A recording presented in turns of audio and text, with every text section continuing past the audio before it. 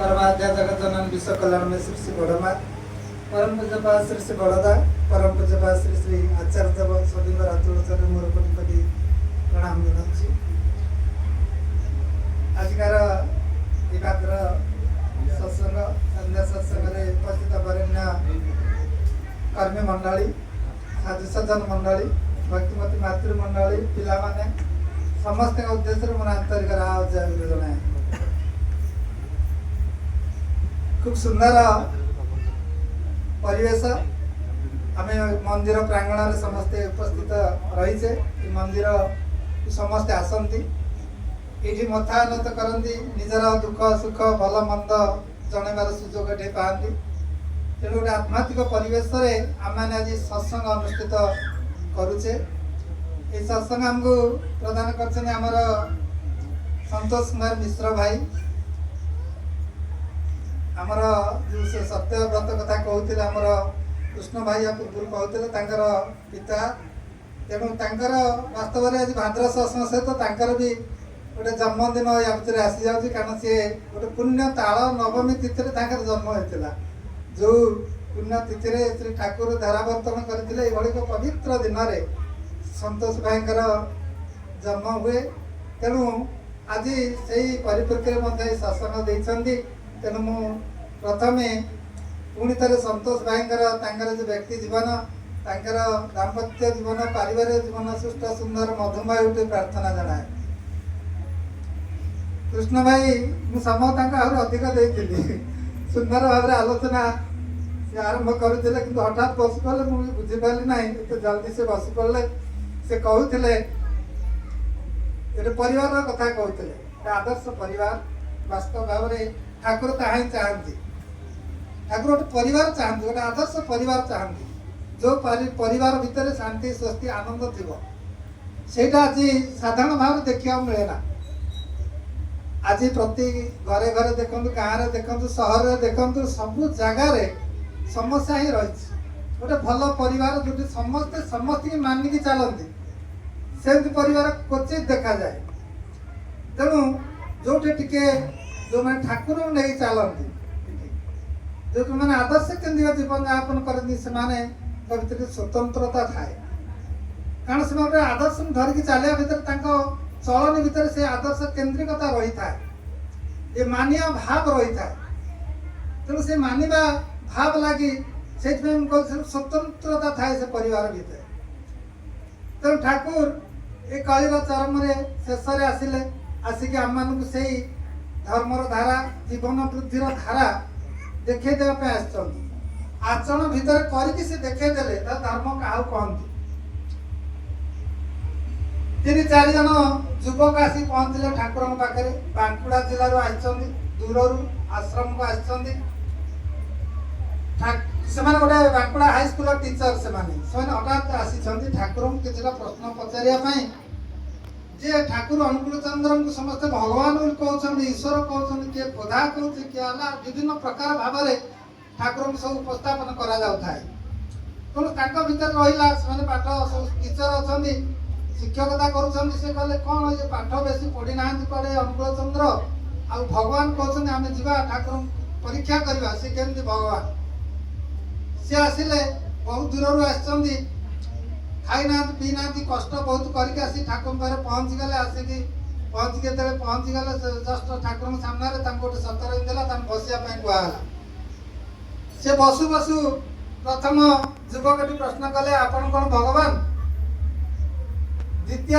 जन कहते आपण भगवान को देखी तृतीय जन युवक कहते आपण कौन भगवान को देखे पारे आमको ठाकुर स्मित हास्य देले किसी कहना कहले ठीक अच्छी तुम्हें आग गोटे कम कर आग भोजन कर आग खाई दियो तुम बहुत क्षुधा तुर तुम अच्छ तुम बहुत दूर आसीच कहीं किसी कहना सी कहते तुम बहुत दूर आसीच क्षुधा तुर अच्छ आग भोजन कर तापर टे विश्राम कर तापर आम कथा अति सहज भाव एते सहज भाव कहले एमाने बुझी पारे ना आम परीक्षा करने प्रश्न पचारूँ एत सरल सहज भाव एत स्नेहल दृष्टि चाहिए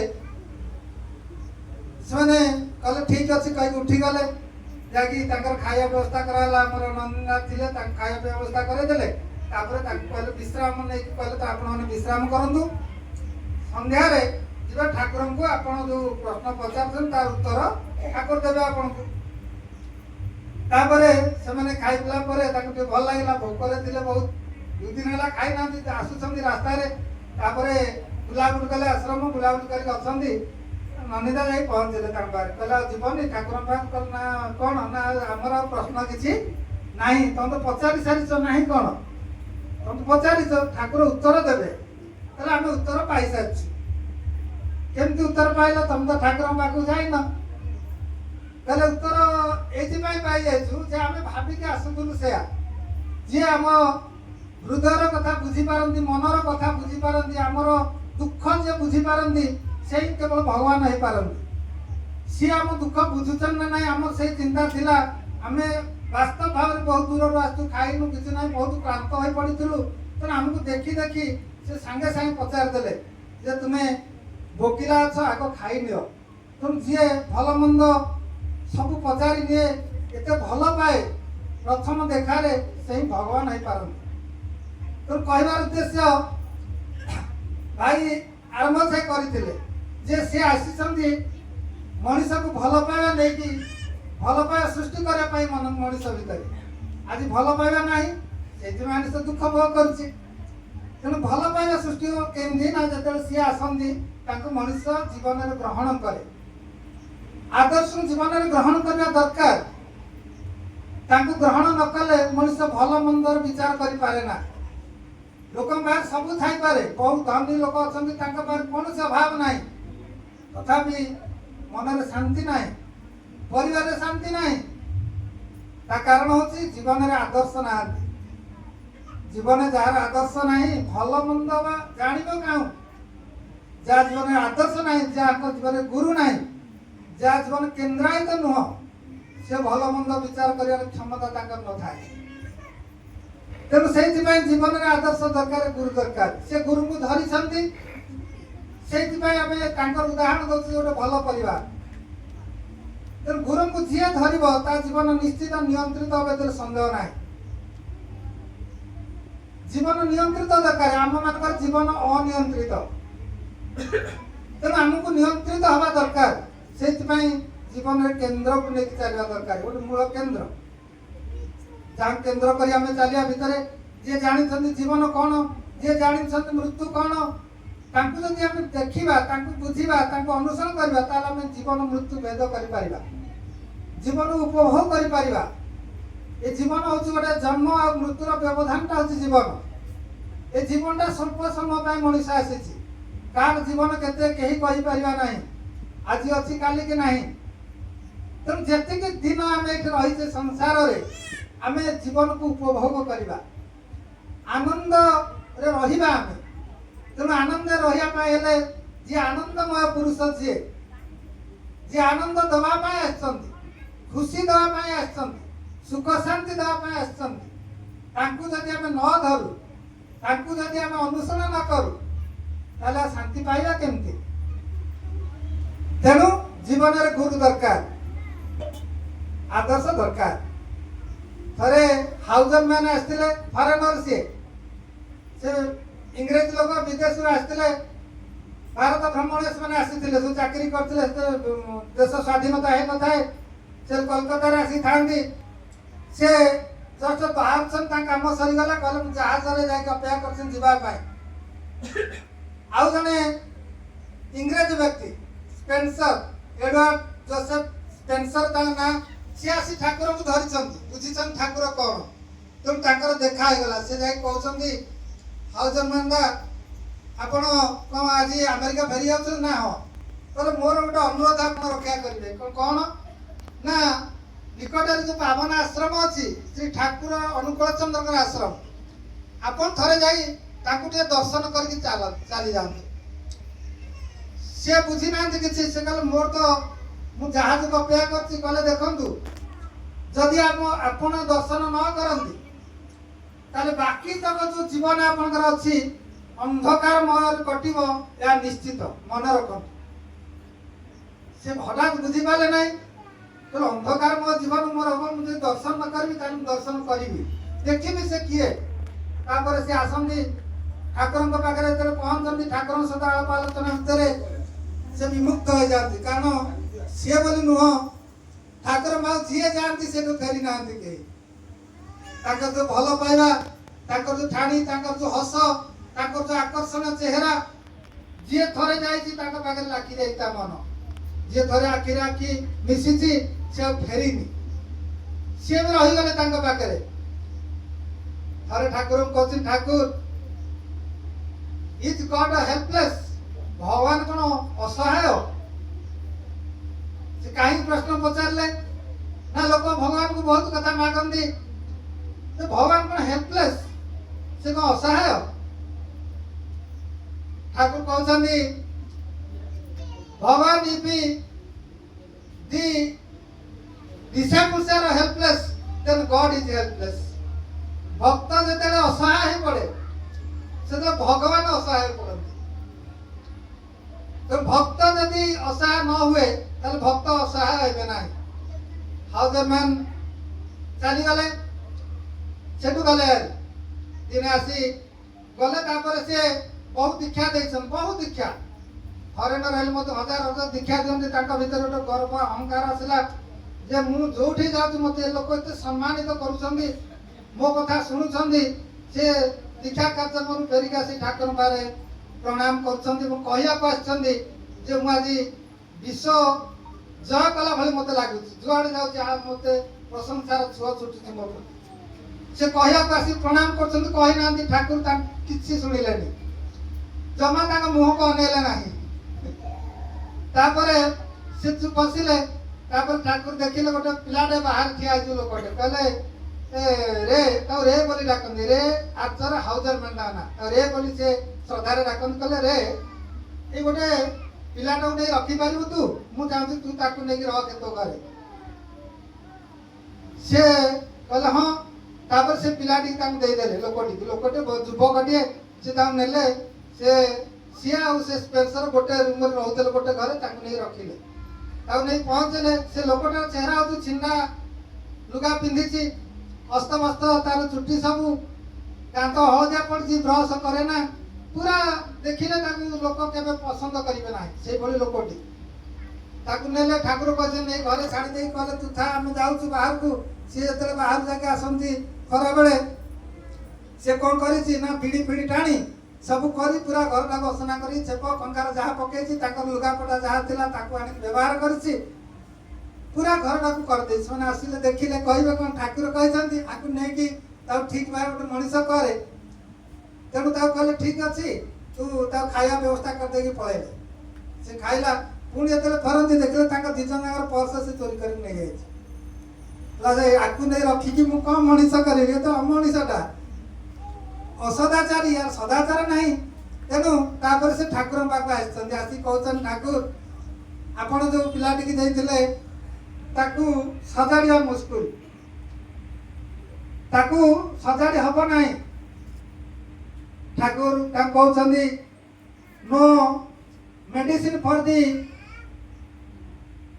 negative persons no medicine is curable for the negative persons से भले औषध तैयारी है जो मैंने नकारात्मक लोक को सकारात्मक करने आज नकारात्मक कौन ना नेगेटिव मनीष आम भर नेगेटिविटी भर्ती रही आम जहाँ कहले आम जानू कर पारबुनि मो द्वारा हेनी आम निजर क्षमता आम जानू आमर क्षमता अच्छी समस्त भगवान आम सृष्टि कर क्षमता देकी कि निजक निजर परिचय आम पाइनु तेणु से कहले सी बुझीगले कारण ठाकुर आगुरी कहते जे भक्त असहाय तार भगवान भी असहाय तेणु पुणी नहीं पुणी तार जत्न नेले देखिले से बीड़ी बहुत खाऊँ तेणु पचारे जे से बीड़ी तैयारी भी जानी गोटे बीड़ी तैयारी करेले ता भितर अन्य मान को आनिले से बीड़ी फीड़ी करके बढ़िया भाव से चलला सदाचार संपन्न हो गला एमती करके गोटे दुकान कराइदेले से दुकान करके गोटे बिजनेस बढ़िया तार